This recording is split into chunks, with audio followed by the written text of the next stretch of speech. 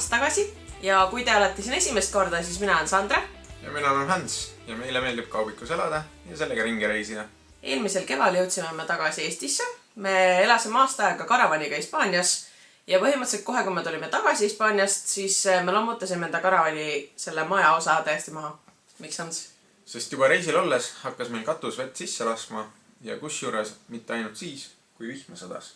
Ja, üks hetk vaatasime, et meil siis katuse praost tilgub läbi mingit pruuni vedelikku, aga me proovisime seda nagu nuusutada, et see ei haisend, et me nagu täpselt ei teadnud, mis asi see on. Aga jaa, meie voodi peal igatahes tekkis mitmeid kordi suur pruun laik. Lõpuks vaatasime, et lagi on allapoole vajunud, natuke pehme.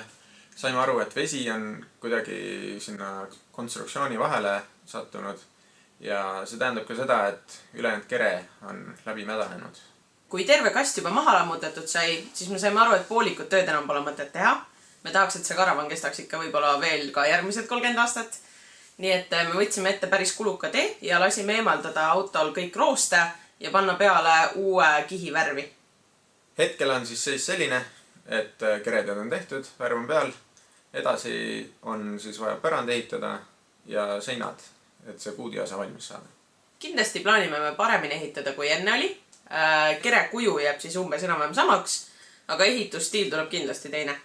Jah, ütleme nii, et kui ennem oli karavan ehitatud sandwich plaatidest, seal olid siis seinad ja hästi palju ühenduskohti, kus siis veel oli ülilihtne ligipääs. Nüüd siis on plaanis kasutada klaasriiet ja terve auto ühe kihina üle katta niimoodi, et veel poleks kuskilt sisse pääsena. Sellest ehitusest on meil plaanis filmida ka detailne videoseeria, mis kindlasti meie YouTube'i kanalile üles läheb. Ja rääkides meie kanalist, siis võib-olla mõned on juba tähele pannud, et me oleme enda nime muutnud. Mitte sellepärast, et meil ei oleks meeldinud kaubikule vandaselid. See nagu kõlas ägedalt, aga ta oli liiga pikk ja kohmakas. Seega me tahtsime midagi lühikest, meeldejäävat ja meie uus kanali nimi on Seikluse kütid.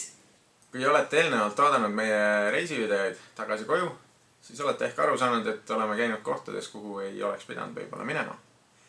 Aga see kokkuvõttes teebki ju seikluse. Ja kui teile meeldis meie amatöörlik esimene reisisari, siis sellel teel me tahaks jätkata ka, kuid seekord juba professionaalsemalt, parema tehnikaga ja ägedamate kohtadega. Me tahaks teha enda reisisaate. Seda järgmist reisi on Sandra planeerinud juba üle aasta aja, aga enne seda tuleb meil karavan valmis saada. Loodetavasti sellega läheb natukene üle aasta aja.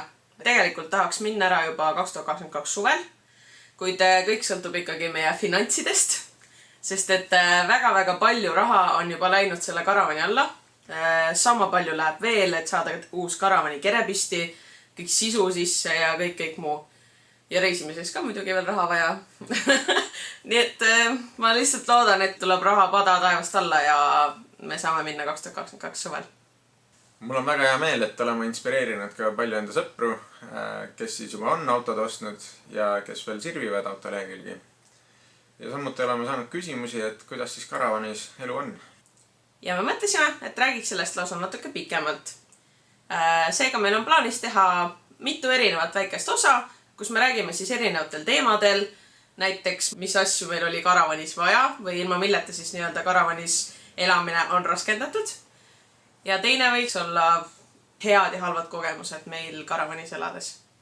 Kui te tahate meie tegemistel silma peal hoida, siis kindlasti tellige meie kanalit, muljuge seda kellukese nuppu, et saada siis teateid meie videote üleslaadimisest.